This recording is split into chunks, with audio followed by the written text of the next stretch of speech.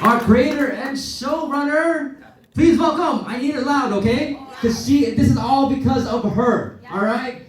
Loudest you can give it to me. Please welcome, oh, that's nice, I like that one. That's exactly how you should be doing it. Please welcome Miranda Kwok!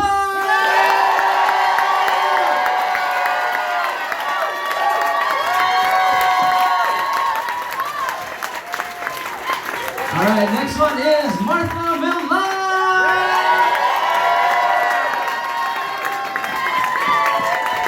The incredible, wonderful Faith Bryant. He plays the role of Jess, and then one of the very important people that we have to really introduce is our moderator, which is Mr. LEO ALBEA. All right, guys, Leo is a director and producer with over 3 billion views under his belt. 3 billion with a B. All right, in 2020, he created the most watched Facebook video in the world. A Filipino did that. All right, which over now 800 million views organically. He didn't need to sponsor that, right? Paid nothing for the 800 million views. Although based in Los Angeles, Leo now works internationally with Kumu and as their VP of marketing. Leo cares deeply about Filipino community issues that impact those at the margins. And the founder of OneDownMedia, and a Filipino-centered media company, he hopes his work as social video can create a lasting impact to those who not only watch, but are moved to act, right? So I hope that we are all moved to act because, and it's especially for Miranda. Thank you so much, Miranda, for doing this. All right, let's give it up for Leo in the panel. Check. Nice. Wow, this is an amazing crowd. I think going into May, really celebrating Asian American and Pacific Islander voices. Check. It's so empowering, to really be part of a panel that celebrates the diversity. No.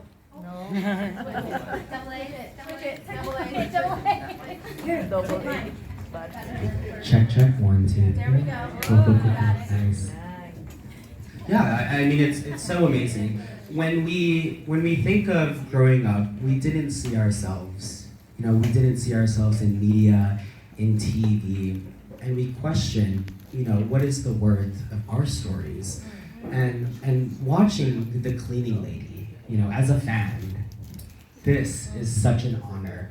It's an honor to be able to honor you, celebrate you all, and really to be part of the community and see this room packed of people who are part of that impact that you've done when we've seen our stories in the media, when we see our stories on TV.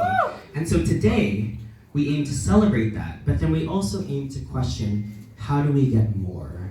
How do we really see ourselves in the mainstream, our cultures, our people, the stories of our parents, our grandparents, and ourselves? So I just, first of all, want to give a round of applause to The Cleaning Lady.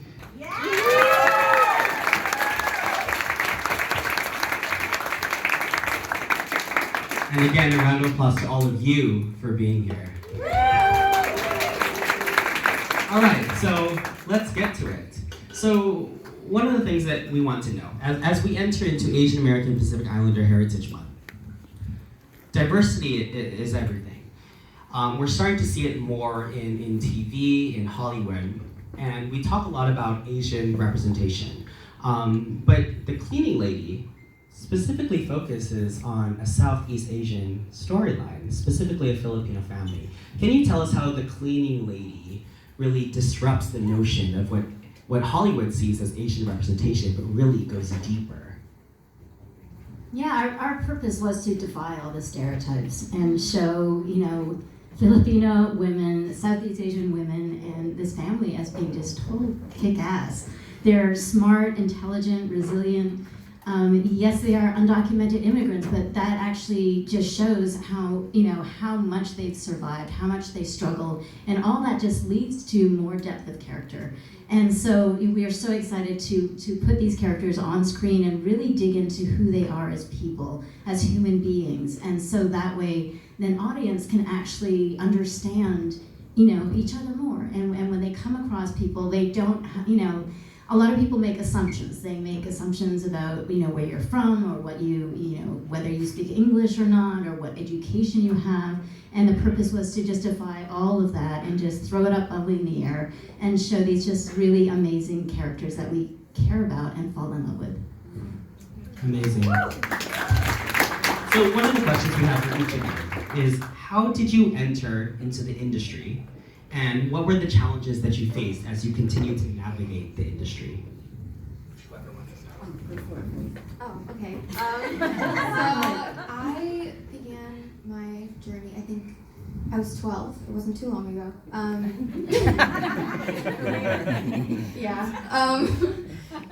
It was a little bit difficult for me getting into it because I was so lost. Like, I was very new to this. It was very different for me. But I think through a lot of the people that I met along the way and some of the really great people that have supported me, I was able to have a lot of opportunities that I'm really lucky to have been able to experience. And even this show, it was like a fantastic opportunity that I'm still grateful for to this day. You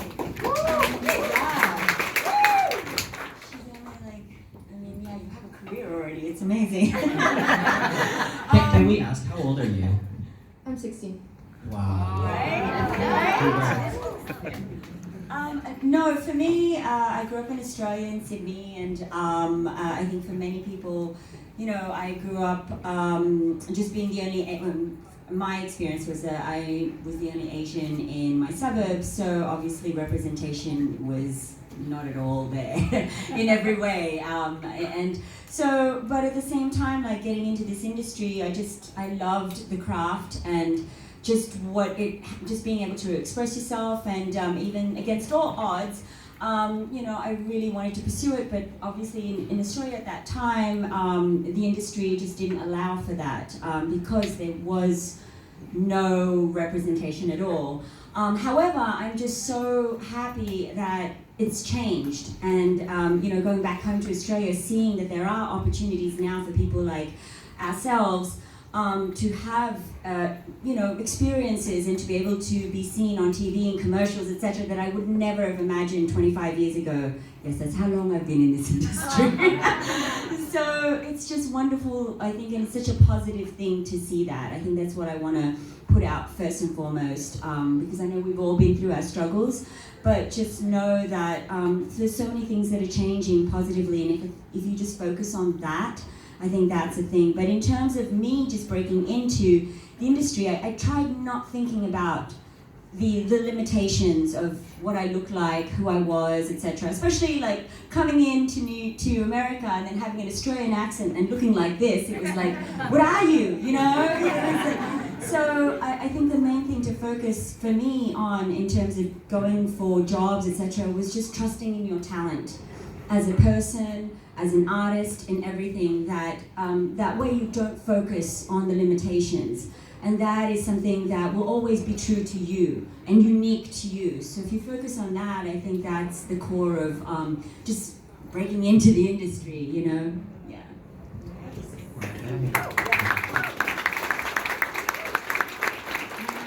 I guess I actually started when I was 13. Wow. I was on a kid video show. I got my first agent when I was 16, but there are no roles, right? There are no decent roles, very few and far between. So I did manage to make my way to LA, and that's where I met a lot of amazing writers, directors, producers, and I realized there's so many other options to be a storyteller.